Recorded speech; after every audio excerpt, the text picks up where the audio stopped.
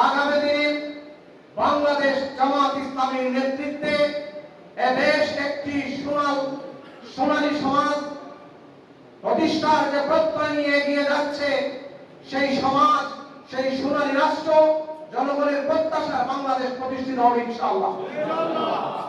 প্রিয় ভাইরা, এর জন্য আমাদেরকে আরো পরীক্ষা দিতে হবে, আরো মজবুতি অর্জন করতে হবে, কোমরকে আরো শক্ত করতে হবে, দৃঢ় করতে হবে,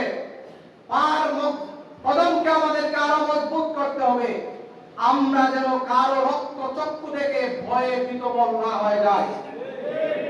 দেশি বিদেশি শক্তি, আবার প্রশাসনের ডিএফটি, আওয়ামী লীগ, বিএনপি, জাতীয় পার্টি সব মানুষের বিরুদ্ধে নির্বাচন করে আমরা যে রেজাল্ট পেয়েছি, সেজন্য আল্লাহর শুকরিয়া আদায় করছি, আলহামদুলিল্লাহ। আমাকে আওয়ামী লীগের একজন লোক মসজিদে আমাকে বললেন, ভাই আপনি আপনার সাথে কথা আছে, আপনি খাওয়াবেন? আমরা কি জন্য খাওয়াবো? যে এই নির্বাচনের রেজাল্টের জন্য। আমি বললাম আমরা তো হেরে গেছি। উনি বললেন না, আপনারা হারেন নাই, জিতে হেরে গেছেন।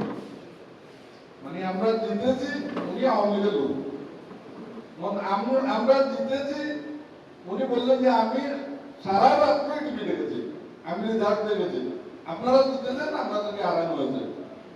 এই জন্য এখন যারা ক্ষমতায় আছেন, ওনারাও যে দেশের কাছে মাথা বিক্রি করে ক্ষমতায় আসবেন, এটা আমরা চিন্তা করি। আর যারা বিদেশের কাছে মাথা বিক্রি করে ক্ষমতায় আসে, তাদের কাছ থেকে জনগণ ভালো কিছু আশা করতে পারে না। জনগণের কাছে যদি দায়বদ্ধ থাকে, জনগণের ভোটে যদি সরকার নির্বাচিত হয়, তাহলে তার মধ্যে জবাবদিহিতা থাকে। এই জন্য আমরা ভালো কিছু আশা করতে পারি না।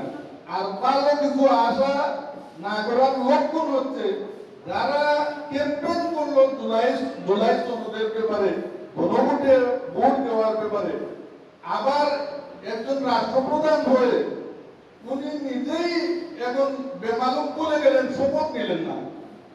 এই যে গণ পরিষদের যে শপথটা নিলেন না, ওনারা কেউ নিলেন না। জামাত ইসলামের শপথ নিল দুইটাই। এখন হচ্ছে এরা যে জুলাই সনদ বাস্তবায়ন করবে, এটার কোনো লক্ষণ নাই। এই জন্য জুলাই সনদের ব্যাপারে আমি বলছি যে জামাত ইসলামী মাঠে নামার আগেই যদি জুলাই সনদ বাস্তবায়ন করেন, তাহলে আপনাদের জন্য ভালো। আর ভালো যদি না করেন, জামাত ইসলামী মাঠে নামে, তাহলে আওয়ামী লীগ ভারতে পালিয়েছে, আপনারা কিন্তু ভারতে পালানোর সুযোগ পাবেন না। এই বাংলাদেশই থাকবেন। আর আমরা বাংলাদেশে বেশি আসি নাই, বাংলাদেশে আমরা জন্মেছি, মৃত্যু হবে বাংলাদেশে। আমাদের নেতৃবৃন্দ সেটি প্রমাণ করেছেন। বিগত 17 বছর জুলুম নির্যাতনের বিরুদ্ধে ইস্পাত কঠিন ঐক্য নিয়ে আন্দোলন করেছে। আগামী দিনও এই অঞ্চলের মানুষের শান্তি এবং সমৃদ্ধির জন্য সর্বোচ্চ আন্দোলন করতে প্রস্তুত আছে ইনশাআল্লাহ।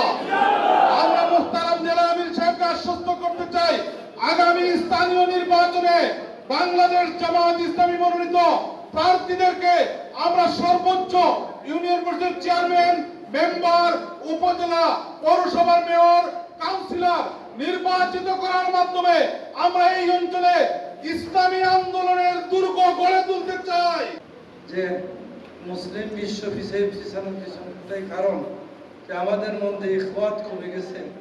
আমরা এখন এক ভাই আরেক ভাইরে ভাই হিসেবে নিতে পারি না, হিংসা বিদ্বেষ সবগুলোই আছে। আমরা এটাকে আবার মেরামত করতে হবে, এটার উপর গুরুত্ব দিতে হবে। আমরা সবাই যেন আমার ভাইকে যেন আমার চেয়ে কম না দেখি, আমরা যেন ভাই হয়ে যাই, আমরা যেন হিংসা বিদ্বেষ ভুলে যেতে চাই।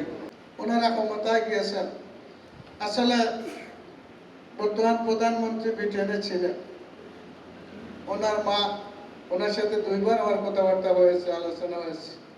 উনিও জেলে ছিলেন, অনেক কিছু। সালাউদ্দিন সাহেব ভারতে বন্দী ছিলেন, কিন্তু এই সব থেকে উদ্ধার হয়ে এসেছেন এই জুলাই আন্দোলনের কারণে। কথাটা ঠিক কিনা বলেন? তাই যারা এইগুলা ভুলে যায়, আমাদের সিলেটি একটি ভাষায় হলো এরা নিমখানা আছে না, সিলেটি ভাষায় এটা হলো নিমখানা। আমার বিশ্বাস এরা এই নিমখানামি করবে না। এরা বর্তমানে ভুল করতেছে, জুলাই সনদের কে সামনে রেখে শপথ নেওয়ার কথা নেয় নাই, এখন এটা কার্যকরী করে নাই।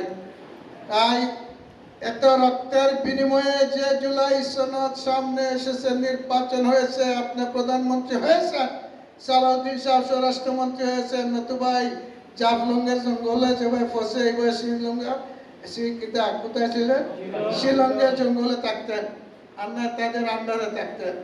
এইগুলাকে স্মরণ করা দরকার। এর জন্য পরিষ্কার কথা হচ্ছে, গোটা দেশবাসীর কথা হচ্ছে যে এই জুলাই সনদকে বরণ করে নিয়ে শপথ নিয়ে এটাকে বাস্তবায়িত করতে হবে, এবং জুলাই রক্তের সাথে বেইমানি করলে তার দাঁত ভাঙা জবাব এই দেশের জন্য দেবে। সৎ, যোগ্য, ক্ষুধাভীরু এই গুণগুলো থাকলে দুনিয়ার এই লোকগুলো হাতে আসলে দুনিয়া শান্তি আসবে, কথাটা ঠিক কিনা? আর এই গুণগুলো থাকলে তাদেরকে মুত্তাকি বলা হয়, আর মুত্তাকিরা একসাথে আল্লাহ নিজ হাতে পার করে দিয়ে জান্নাতে পৌঁছে দেবে ইনশাআল্লাহ। এই পথে যদি আমরা টিকে থাকি তাহলে দুনিয়ার শান্তিও আসবে ইনশাআল্লাহ, আখিরাতের মুক্তিও আসবে। তাই গোটা জাতিকে আবার আহ্বান জানাচ্ছি, দাঁড়িপাল্লার সমর্থন দিয়ে আজকে গোটা জাতি নৈতিকভাবে জামায়াতে ইসলামীকে বিজয়ী করে দিয়েছে, মানুষের আস্থা সৃষ্টি হয়েছে। জামাতের লোক ভালো, জামাতের লোক সৎ, জামাতের লোক যোগ্য, কথাটা ঠিক কিনা বলেন? তাদের এই আস্থাটাকে পুঁজি রেখে আগামী দিনের এই দেশকে ইসলামের জন্য সাজানোর জন্য আমাদেরকে দায়িত্ব নিয়ে আজ থেকে এই ময়দানে সকল দুঃখ কষ্ট গুলোকে ঝাঁপিয়ে পড়তে হবে। প্রয়োজনে শেষ রক্তবিন্দু দিয়ে হলেও এই ময়দানে টিকে থাকতে হবে এবং কাজ করতে হবে। আমাদের ঘোষণা হচ্ছে, যতদিন এই জমিনে আল্লাহর দ্বীন প্রতিষ্ঠিত না হবে, কোরআনের রাজ প্রতিষ্ঠিত না হবে, ততদিন পর্যন্ত আমরা এই জিহাদ চালিয়ে যাব, এই আন্দোলন চালিয়ে যাব।